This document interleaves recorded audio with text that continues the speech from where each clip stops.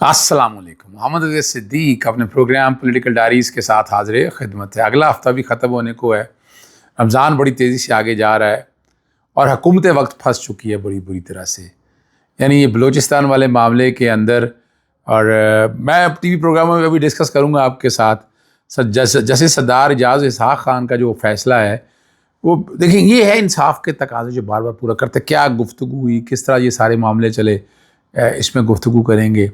अब फिर चीनी जो है वो पहुँच से दूर जा चुकी है, उसको कंट्रोल कौन करेगा, किस तरह लेकर नीचे आएगा। मैं हाई कोर्ट में क्या करूँ, मैं कोशिशें तो करता हूँ। मैंने महंगाई के ख़िलाफ़ मुख्तलिफ़ दरख्वास्तें दी थी, वो पटिशन नहीं लगी। मैं और यहाँ कई ऐसे नॉमिनेटेड जज हैं या कई जजेस के पास लग जाते हैं। वो ठीक है, जज तो हैं, लेकिन वो उसको पब्लिक इंटरेस्ट के एलिमेंट से नहीं समझते। वो एक नॉर्मल सी पोजीशन लेते हैं और पब्लिक इंटरेस्ट में तो आपको डे टू डे लेकर चीज़ों को चलना होता है, वो समझना है। IMF क्या करेगा या IMF में हम किस तरह फंस चुके हैं, उस पर भी गुफ्तगू करेंगे। सबसे पहली बात तो ये है कि इस्लामाबाद हाई कोर्ट बात करें, जो नुमाइंदा हैं और वो अदालत ने लाख लर को अपने को भेजा है, इसलिए नहीं भेजा कि किसी और पे एतबार नहीं। वो गुफ्तगू क्या हुई, एडवोकेट जनरल और इस्लामाबाद और जस्टिस सरदार एजाज़ इसहाक़ को बताया था कि वीडियो लिंक के ज़रिए पेश नहीं कर सकते। और मैंने आपको पहले बताया था, आपको याद होगा कि 15 जुलाई 2024 9 मई के बेलों में जब हाज़िरी लगवानी थी रिमांड के हवाले से, रिमांड के कॉन्टेक्स्ट में, तो इमरान खान को मोबाइल पे पेश किया था। ये तारीख़ याद होनी चाहिए। और वो सारा कुछ वो जजमेंट भी है हाई कोर्ट की। वो जजमेंट अगर पेश कर दिया जज साहब के सामने तो अंदाज़ा हो जाएगा कि ये भी एक झूठ बोला गया कि वीडियो लिंक के नज़रिए मोबाइल के ज़रिए पेश किया जा सकता था। ये कुछ सारे सवालों के जवाब अदालत ले सकती, जो कि तौहीन अदालत की कार्रवाई है। अदालती अहकामात पर अमल दरामद नहीं हो रहा, तो इस कॉन्टेक्स्ट के हवाले से। फिर दूसरा, थ्रेट अलर्ट के हवाले से बातें की। और मैं टीवी प्रोग्राम में बैठे हुए मैंने एक जिक्र किया, मैंने कहा जी हमारी हालत ये है कि हम एक पार्टी के लीडर को अडियाला जेल से इस्लामाबाद हाई कोर्ट पेश नहीं कर सकते। यानी क्या है इस मुल्क की हालत, क्या है इस मुल्क ने इस दहशतगर्दी के खिलाफ जंग क्या लड़नी है। आप अपने इस मुल्क के शहरी को वहां से वहां तक पेश नहीं कर सकते, तो बाकी आप क्या करेंगे आप। यानी ये बड़ा एक आम सवाल है ना। मैं मिसाल के तौर पर उसी टीवी प्रोग्राम में बैठे हुए एक बात मैंने और कही। मैंने कहा जी आज बातें कर रहे हैं, नवाज शरीफ रोग आर्मी का लफ्ज़ का, इंडिया में क्या बातें करते थे। कुलभूषण यादव का केस उठा कर देख लें, और जिस तरह की बातें ये कहा करते थे, आज किस तरह का, यानी आज सिर्फ पाकिस्तान तहरीक इंसाफ को एक्यूज़ करने की बात रह गई, सिर्फ पाकिस्तान तहरीक इंसाफ को। वजह बताएं ना कि एक सियासी जमात प्रोग्राम में सारा वक्त में यानी दहशतगर्दी हो, पाकिस्तान तहरीक इंसाफ, यार फोबिया हो गया आप लोगों को। यानी अपने 24 घंटों में 23.5 घंटे या 23.25 घंटे इमरान खान के बारे में बात होती है, और आप एक यानी आधा घंटा या 15 मिनट गुफ्तगू बाकी इश्यूज़ के ऊपर करते हैं। चलें असल बात की तरफ आती हैं। जस्टिस अपना आपको याद है जेल सुप्रीडेंट को कहा था कि बयान अल्फी दाखिल कराएं इस बारे में, और जस्टिस एजाज़ इसहाक़ खान मज़ीद बोले कि मुझे किसी पर एतबार नहीं, मैं अपनी लॉ क्लर्क सकीना बंगिश को इमरान खान की मुलाकात के लिए कमीशन मुकर्रर करता हूँ, जो आज बरोज़ हफ्ता दिन 11 से 12 बजे के दौरान इमरान खान से मुलाकात करेंगी और अदालत की जानिब से 4 सवालात पूछेंगी। क्या मिशाल जो है ना इमरान खान साहब की वकील है, अगर हैं तो किस केस में। अदालती हुक्म के बावजूद मिशाल आज़म को गुज़श्ता जुमे इमरान खान से मुलाकात से रोका गया, क्या वाकई इमरान खान ने मुलाकात से इनकार किया था। तीसरा सवाल है कि इमरान खान से मुलाकात के लिए वकला की जो फहरिस्त आती है वो इमरान खान की मर्ज़ी से दी जाती है। ये बड़ा एक अहम सवाल उठाया। चौथा, इमरान खान को इंसाफ तक रसाई के लिए कोई नई दरख्वास्तें दायर करती है जो वकालतनामा दस्तखत ना होने की वजह से नहीं हो पाती। फंस गया सुप्रीडेंट जेल, फंस गया ये सारे मसले। यानी ये क्या मुल्क है। इस मुल्क में आप अंदाज़ा लगाएं कि इस मुल्क के साबका वज़ीर जेल में मुलाकात नहीं हो सकती, वकालतनामे दस्तखत नहीं हो सकते, और समात बुध तक मुलतवी की है।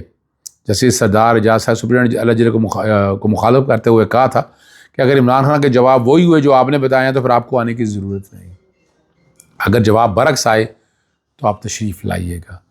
और ये तौहीन अदालत की कार्रवाई, अगर तौहीन अदालत की तरफ चीज़ें जाएंगी। वज़ीर-ए-आज़म की चीनी ज़ख़ीरा के खिलाफ सख्त कार्रवाई, ज़रा गौर करिएगा जी। मसरूरी तौर पर किल्लत पैदा हुई है, इजाफे के ज़िम्मेदारों के खिलाफ सख्त कार्रवाई की। वो क्या कार्रवाई करेंगे? यानी जब से ये लोग आए हैं, इनके भाई आए हैं, ये खुद आए हैं, बता दें कि आज तक क्या चीनी का ज़ख़ीरा दोज़ी के खिलाफ बड़ी कार्रवाई की। इमरान खान ने ट्रैक एंड ट्रेस सिस्टम लगाया था, पैदावार, प्रोडक्शन और कंजम्पशन के हवाले से रखा था, बहुत ही एक ऑर्गेनाइज सिस्टम था। लेकिन यहाँ क्या, पहले जो चीनी आपने एक्सपोर्ट करने की इजाज़त दे दी, इतना बड़ा ज़ख़ीरा है, चीनी महंगी नहीं होगी। और चीनी 40-50 रुपये, मैंने उस वक्त भी कहा था आपको कि एक्सपोर्ट करने की इजाज़त देंगे, इससे चीनी महंगी हो जानी, और वही हुआ। चीनी शॉर्टेज हुई यहाँ से। और कई दफ़ा तो ऐसा होता है कि एक्सपोर्ट होती नहीं है, किताबों और कागज़ों में ये बात की जाती है, ये बात सुनने में आती है, और अल्टीमेटली जो है चीनी यहाँ पहुँच जाती है। और ये भी तहकीक कर ली जाए कि चीनी अगर एक्सपोर्ट हुई है, ज़रा डाटा देख लेना कहाँ हुई है, किस तरह हुई है, किस तरह ये सारा मामला देखा गया है। और अगर इम्पोर्ट हो रही है, किस तरह आ रही है, किस वाया मीडिया से आ रही है। ये बड़े ही अहम सवाल आते हैं। यानी दोनों तरह से जो है ना, ये पैसा बनाया जाता है, और हम पिस्ती अवाम है सारे में। अपोजिशन जमातों ने सामने जब प्रेस कॉन्फ्रेंस की, किसी पता नहीं, मैं तो ढूंढता रहा कि नेशनल मीडिया पे किसने दिखाई है, कोई दिखाई नेशनल मीडिया ने। और ऑल पार्टी कॉन्फ्रेंस की बात की, और उसमें कहा इमरान खान को, और ये बात मैं कह चुका हूँ कि निकालें अडया जेल से इमरान खान को, लाएं बुलाएं बाय। वो अकेला है कौमी लीडर जो ये सारे कौमी सारी सबको एक धारा में ला सकता है और मसाइल हल कर सकता है। आपके लाएं तो सही उसको। यानी इस तरह तो नहीं है ना कि गली मोहल्ले में रख कर, और सॉरी जेल में रख कर आप कहें कि ये सारी बात हो जाए। और साबिदा हामिद रज़ा दोस्त भी हैं, हमारे भाई भी हैं, उन्होंने बड़ी खूबसूरत बात की है। उन्होंने कहा कुछ तल्ख सवालात हैं, इन कैमरा सेशन बुलाया जाए, सिक्योरिटी इदारों को सरबराहान ब्रीफिंग दें। हम में से किसी को हुकूमत से जाहिबुल वतनी के सर्टिफिकेट की ज़रूरत नहीं है, हम में से ज़्यादा कोई मुहब्ब वतन नहीं है। वज़ीर खान ने पार्लियामेंट में मुग़लज़ात के सिवा कुछ नहीं कहा। BLA और जाफ़र एक्सप्रेस के बारे में एक लफ्ज़ नहीं बोला। शहबाज शरीफ कोयटा गए और लैपटॉप तकसीम करने का ऐलान किया। अवाम तकलीफ़ में यार कौन सी बात कर रही हैं, ये वही विजन है। ये बड़ी ज़बरदस्त बात है। $2 अरब देने की पाकिस्तान को जो है ना, IMF की किस्त की दरख्वास्त है। ज़राए वज़ारत ख़जाना के मुताबिक $1 अरब जो है ना, वो किस्त, और $1 अरब क्लाइमेट फाइनेंसिंग के लिए मंजूरी हो गई। कर्ज, किस्त और क्लाइमेट फाइनेंसिंग की मंजूरी यकमुश्त की जाएगी। और $1 अरब कर्ज पाकिस्तान को कासत में मिलेंगे। वफ़द ने दरख्वास्त मंजूरी के लिए एग्जेक्टिव बोर्ड में पेश करने की यकीन दहानी कराई है। क्लाइमेट फाइनेंसिंग के लिए IMF ग्राउंड वर्किंग को मॉनिटर करेगा। ये बड़ा अहम है। इस मुल्क में एनवायरनमेंट का जो हाल है, आप अंदाज़ा लगा सकते हैं, आप सोच सकते हैं ना कि क्या हालात हैं। इक़्तिसादी जायज़ा के बाद एग्जेक्टिव बोर्ड से कर्ज मंजूरी जो है ना, अप्रैल मई में मुतवक्को है, और पाकिस्तान और IMF के इक़्तिसादी मुज़ाकरात मुकम्मल हो गए।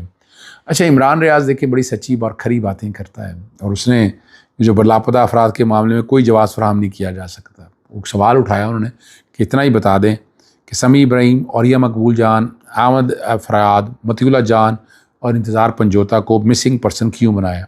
हम में से किसने दहशतगर्दी की? इनके अलावा एजेंसियों ने बहुत से सियासतदानों को लापता किए रखा हुआ। ये सवाल उठाया है इमरान खान ने, जवाब देना चाहिए। मौजूदा हुकूमत को जवाब देना चाहिए कि ये सवाल उठाए हैं, इन सवाल के जवाब होने चाहिए। आखिर में जो बिजली है सोलर से, आपने सोलर लगा के आवाम को इस तरह लगा दिया, पैसे लगा दिए, और अब आप कह रहे हैं कि उनसे जो बिजली आप ख़रीदेंगे वो ₹10 फ़ी यूनिट ख़रीदेंगे। ₹10 यूनिट कैसे ख़रीदेंगे आप? ठीक है जी, आपको बताना पड़ेगा। ₹10 यूनिट तो नहीं है, और ₹48.80 फ़ी यूनिट बेच रही है। मुतादिद टैक्सेस उसके सिवा हैं, लेकिन सोलर लगाने वाले ₹10 यूनिट ख़रीदेगी। कैसा इंसाफ है? इससे पहले IPP सोलर से बिजली ख़रीद रहे हैं, जिसका बोझ ग्रिड सार्फिन पर है। बहुत शोर था कि हुकूमत ने IPP से मायदों में तरमीम करा ली और बिजली सस्ती होगी। वो कब सस्ती हुई है? ये कोई जवाब दे देना। ज़रा ये भी तो बता दें कि बिजली सस्ती कब हुई यार, किस वक्त होगी, और कब आवाम को सस्ती बिजली फराहमी मुमकिन हो सकेगी। दगनी जा दूर के डोल सुहाने हैं, ख्वाब है, ख्वाब देखते रहें। ख्वाब पे पाबंदी तो कोई नहीं है, आप ख्वाब देखते रहें। ख्वाब, और यही ख्वाब है। अच्छा दूसरी तो बात देखें ना, इस मुल्क में मसला ही यही है कि आपने जिस तरह गैस डिप्लीट की, CNG लगा के लोगों को लगा दिया इस तरफ, और अगर आप सोलर पे अगर लगाए हैं तो सोलर में आवाम का पैसा बहुत खर्च हुआ है। तो उनको इतना एडवांटेज तो देना, ठीक है ना जी। और अब अल्टीमेटली फिर यही कोई जुगाड़ लगानी पड़ेगी कि जो सोलर से बराह रास्त बिजली इस्तेमाल हो वो इस्तेमाल हो जाए, ठीक है ना जी। और जो बिजली के जितने यूनिट खर्च हो रहे हैं वो फिर वो नेट मॉनिटरी जो मीटरिंग वाला है ना, उस पर कोई ना कोई जुगाड़ लगेगी आने वाले दिनों में। ज़्यादा चाहता हूँ। अस्सलाम वालेकुम, अल्लाह हाफ़िज़, पाकिस्तान जिंदाबाद।